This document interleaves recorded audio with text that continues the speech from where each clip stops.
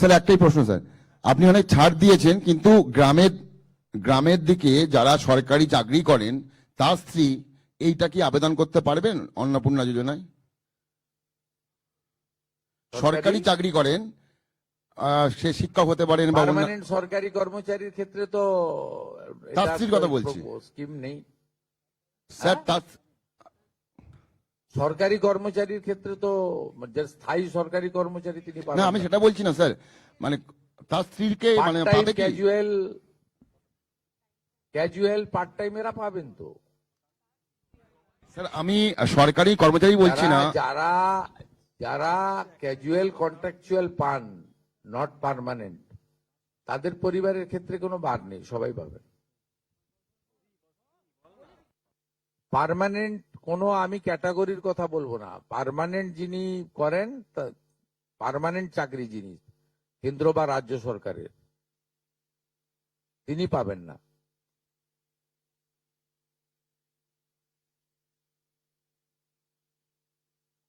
ওনার ভাই স্ত্রী পেতে পারেন,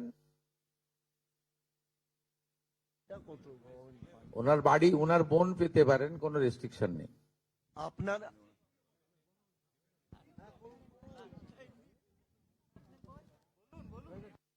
বলুন।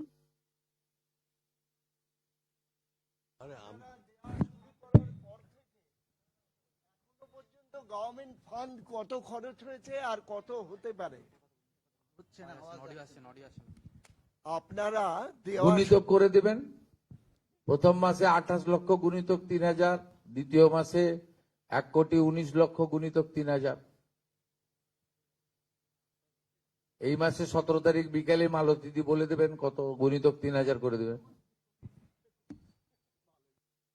আমরা 8 মাসের জন্য বাজেটে 35,000 কোটি টাকা রেখেছিলাম, আমাদের মনে হয় এই 8 মাসে 48 থেকে 50,000 কোটি টাকা দিতে হবে।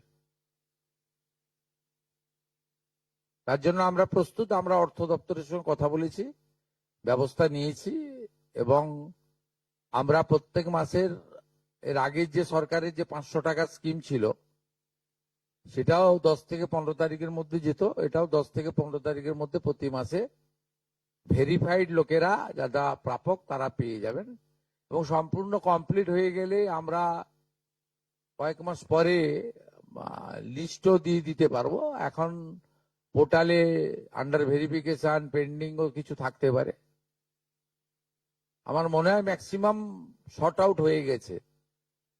এর আগে যে প্রবলেমটা হয়েছিল তাতে কিছুটা অ্যাকাউন্টসের জন্য প্রবলেম হয়েছিল, অনেকের অ্যাকাউন্ট নাম্বারের সঙ্গে ব্যাংকের, সেটা সেই প্রবলেমের জন্য আমরা সলভ করে নিয়েছি ওটা। তারপরে 3 কক্ষ বিশিষ্ট বাড়ি, এটা সম্পূর্ণ গ্রামীণ ক্ষেত্রে আমরা এক্সাম্পট করে দিয়েছি। তারপরে 50 ডিসিমল জমি অনলি কর্পোরেশনে অ্যাপ্লিকেবল, অন্য জায়গা ছোট মিউনিসিপ্যালিটির ক্ষেত্রেও এক্সাম্পট করে দেওয়া হয়েছে, আর জিএসটি যেটা সেটাও এক্সাম্পট করে দেওয়া হয়েছে। অতএব অনেকগুলোই এক্সাম্পট করে দেওয়া হয়েছে, আমার মনে হয় ম্যাক্সিমাম লোকজন কভার করে যাবেন। তারপরেও যদি কেউ থাকবেন, অভিযোগ পোর্টাল থাকবে, সব সরকারে আছে। আপনি আগের সরকারের লক্ষ্মীর ভান্ডারেও দেখবেন একইভাবে অভিযোগ পোর্টাল ছিল, তাদের দুয়ারে সরকারে অভিযোগ তারা নিতেন, মুখ্যমন্ত্রীকে বলো কমপ্লেন নথিভুক্ত হতো।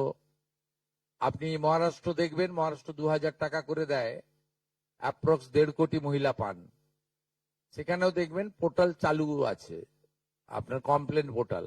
অন্য সরকারগুলোর ক্ষেত্রেও ডাউনলোড করে দেখে নিন, সমস্ত জায়গায় পোর্টাল এবং অভিযোগের সিস্টেম চালু থাকে। ইটস এ কন্টিনিউয়াস প্রসেস, এবং রেকটিফিকেশন হতে থাকে, ইনক্লুশন এক্সক্লুশন হতে থাকে, এটা কোনো নতুন কিছু নয়। কিন্তু আমাদের মেজর যে প্রবলেমটা ছিল, 80% আমরা মনে করি জুলাই মাসে ঠিকঠাক ছিল, 20% আমাদের ভুল ত্রুটি ছিল, বা কিছু কিছু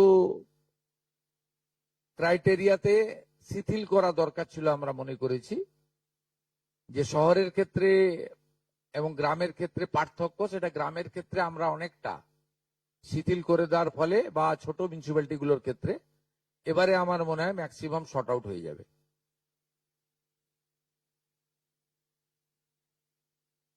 থ্যাংক ইউ।